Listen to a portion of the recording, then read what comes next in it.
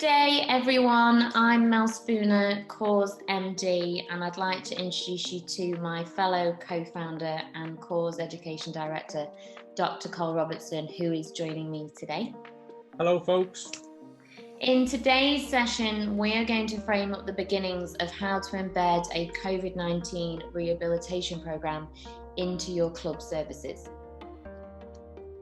We've talked a lot as a sector about the role that fitness and good health plays in the prevention of the worst types of symptoms that someone who's endured COVID-19 might experience.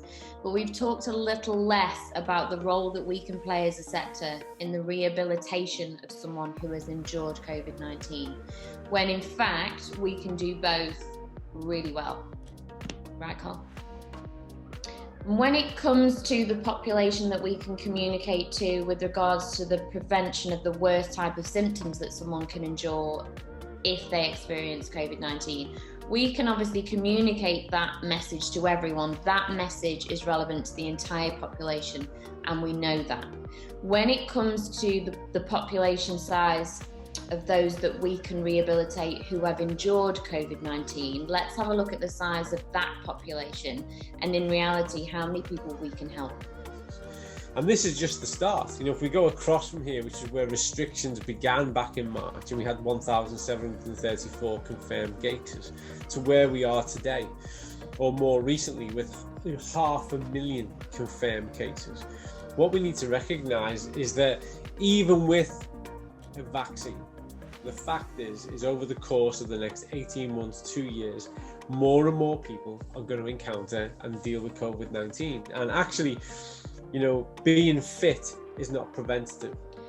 And if we're a sector that can step up and support those individuals who are experiencing COVID-19, let's have a look at what COVID-19 might look like so we can have an idea and understanding of what we might be faced with if we're to rehabilitate these individuals on the other side. I'm really scared to start again because I don't know whether it's going to trigger it off all over again.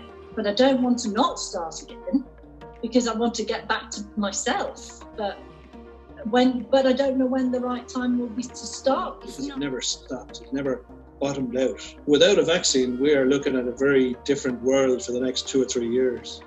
This is the reality of those mortalities. This is the place, this is the real deep end, this is the acute clinical rehabilitation.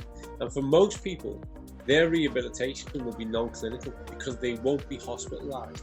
So they're going to encounter and deal with COVID on their own terms and then have to pick up the pieces for themselves. And that's where the problem creeps in, because it's that lack of guidance and that lack of authority and expertise which is there to support and inform what those people do, what they should expect, and how they should start to manage themselves on the terms of their rehabilitation is crucial.